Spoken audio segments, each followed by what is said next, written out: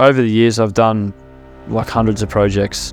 The way we put it together, breaking it up to 3 lots. We've already added significant value to the project before we even pay for it.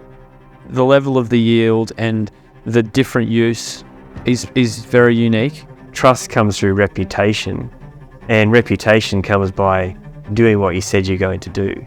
The skill set also is what I like about the team. Our focus isn't on getting you to trust us.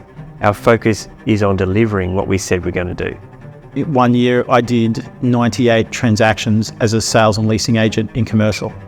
The project I completed before this one was up on the Sunshine Coast. We did 12 townhouses. The reason I could do that volume of transactions is I understood the end user. We brought on a couple of projects last year that are still under construction now because projects take time. And then we did 4 commercial units along the front of the complex.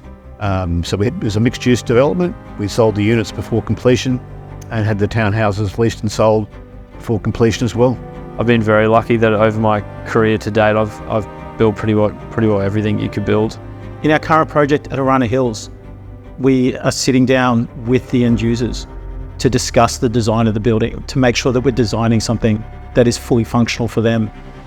The Arana Hills project is simply an extension of other things that we've been involved in the past. Of course, sitting there from a NorthRock perspective, the ability for us to look through to the property development component of the project and have a clue of what the guys are talking about is a very handy skill to have as a fund manager. NorthRock liked the Arana Hills project for a couple of reasons. The first was the concept of having a pre-existing tenant to take over a massive chunk of the lease. The ability for us to enter into commercial negotiations very early to take a big chunk of the project out with the self-storage as well. What I like working about in the team is the depth of knowledge, the skill sets that we cover. There's a specialty in every compartment of each project. So when I don't have an answer for something, I can go to another team member and work with them and get a solution. We really cover all bases. That's the reason why we like Arana Hills. It's very neat in terms of the user base that we're trying to appeal to. Because ultimately it is a collaboration.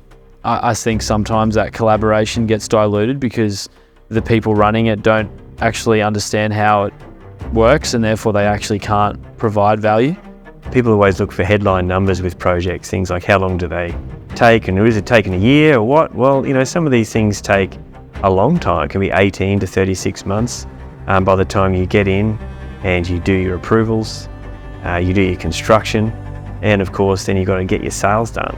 As a developer, you can opt for a more sort of traditional model, and that is the sense that as the developer you don't actually have a lot of understanding around the built form, you don't have a lot of understanding around the way that it actually gets delivered, and so ultimately you rely on the consultants, so your designers, your superintendents, all that sort of thing, and basically you push all of that risk onto the builder.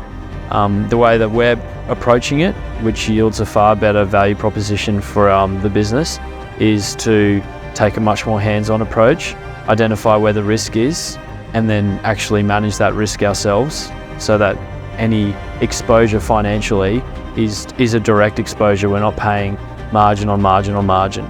Development is simply a mechanism for us to correctly manage our investors' money, and the best way that we found to get those returns is through the development, because we are creating something new and accessing that newly created money when the buyers use bank finance to buy it. Our fee structure is not really different from other funds. Different funds have different fees for different things depending on the nature of their project. I actually set out to just help people in the property space make wise decisions. If someone else has worked out a way to pay you out of profits before they've been paid the profits, good luck to them. Because other than giving you back your money, I don't understand how it works. When asked if we pay regularly, quarterly, monthly, all that sort of stuff, my answer is simple: no. The property development funds just can't pay like that. And if they do, and if someone else is paying you like that, here's what they're doing. They're simply using your money to pay you back. Investors in the fund sit as first and then second mortgagee on the project so that they rank above other creditors. So from that point of view, we've protected the downside and you've got a team there to deliver the upside. What I'd always set out to do was to help people manage their money best. And so my entry over the years that formed into funds management was because of my desire to see people manage their property well, and by default that meant manage their money well, and by managing their money well then they're going to have superior outcomes, and that led to the creation of NorthRock Investments and our funds management division.